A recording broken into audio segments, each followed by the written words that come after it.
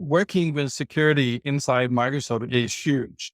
And we need to acknowledge that. And typically you will start in one of the area where, for example, you want to do endpoints and you want to do endpoint protection.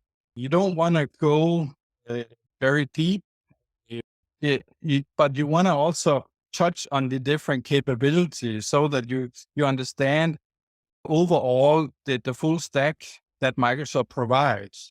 But you can also come from this, the cloud world where maybe your way around in protecting, for example, web services, databases, and stuff like that. You'll be on the road Monday through Thursday, flying, traveling, whichever the case is, right? So again, I mean, there are opportunities for they want to break into those. No, absolutely makes sense because this is a huge industry. There is room for everyone for different type of roles. It's not, you could have a title of cloud engineer, but you will be doing different roles and responsibilities. So especially when I get the feedback on the social media, I tell the people just start spinning up the labs and learn it, hands-on experience. I think actually you hit on a good point though when you were mentioning AWS and GCP. If you work in Azure, you'll probably find at some point you're going to need to learn AWS or GCP. And no, I think in particular with identity and learning all these things, a lot of cybersecurity and information security, however you want to put it, jobs that kind of get out there, identity is a bit slept on. I mean, we need a ton of identity people. I keep telling people the threat landscape has changed. You're not behind the firewalls anymore. Cybersecurity, you think of it as an over, a tent or an umbrella or something. Underneath there's dozens of different careers under cybersecurity, right? So you have SOC analysts, you have blue team, red team, you have engineers, you have threat analysts, you have governance and risk compliance people that, believe it or not, fall under cybersecurity in most cases. People who just do nothing but malware and threat analysis all day, every day. You have firewall engineers, et cetera. That's the same analogy I use for cybersecurity. So if somebody comes to me and says, "Oh, I'm in cybersecurity," I say, I'm a cybersecurity engineer or a cybersecurity architect. I kind of have a dual role. They get a more granular understanding. You could just say you're in cybersecurity, and that's the 10,000-foot view, right? Yes. When people think, well, how do I get started in cybersecurity? I go, well, what do you like to do in cybersecurity? I go, well, what do you like? Do you like working with people? Do you like working on your own? Do you like getting involved in the bits and bytes of what's going on through the wire? Or do you care about, so again, it's a vast amount of careers underneath the cybersecurity umbrella. And find your interest, whether you want to be hands-on break and fix. Yes. You want to get into that, or you want to go to a different side of it, as you have to find your niche within that area. Like exactly as you said, cloud security. Do you want to do ethical hacking? Do you want to do penetration testing? Exactly. Career advice, right? This is the question people struggle with: experience versus the qualification. They may have qualification, but they have difficulty finding a job. In my opinion, I think it's a balance.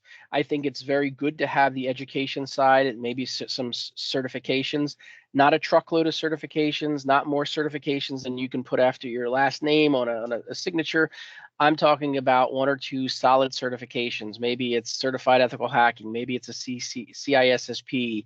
Maybe it's Security Plus. Maybe it's the CC certification, which is new from ISC2. They want to start their career or transition their career. But in my experience, 95% of the time, what I've seen, people don't know about these niche skill set and market. People just have a general concept of cloud. So somebody, in your opinion, what advice would you give it to them? There are two things. That's a very good question, and actually a very tough question. Many people only discuss about money and that there is a lot of open position for the IT. Yes, somehow it's true, but many people forget that IT is evolving every day. And if you think that you will just learn a few things and you are ready to go, you are wrong. And your example is a perfect example. Like, give me the action items, or give me a Steve Jobs version of this. So it does come up with because machine has already taught their psychic, their style of thinking and everything is there. Somebody who wants to either transition or wanted to start their career, what would you recommend in terms of learning? other than Microsoft Learn, project-wise? What are those things they can do to really get into the market and have the good skills? Yeah, see, one good thing with Gen AI is, that AI is democratized. So they have put a lot of power in the hands of everybody, not just developers. So earlier, when, we used to be data scientists or ML engineers, some of the tools and frameworks and Python libraries and deep learning and neural networks and all used to be our specialized domains, right? Yeah. So now with the advent of this low code, no code platforms and especially, generative AI, it has democratized AI and put a lot of power in the hands of every other person. It could be a non-developer, it could be a salesperson, it could be an exec, right?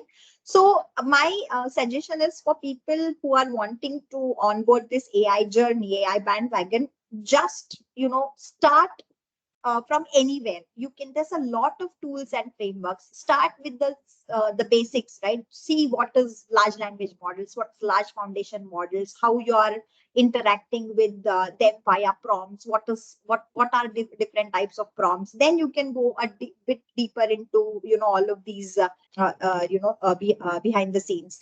Then you can actually, and you have a lot of these playgrounds. So OpenAI gives you a playground. You have $18 worth of free credit or $20 worth of free credit to try out few things. Azure OpenAI, you can start up and you can have this low code no code experience. So there are a lot of these frameworks, lot of these cloud providers. Google does the same thing. You can just go there and have go at that playground and see how to have this low code no code experience.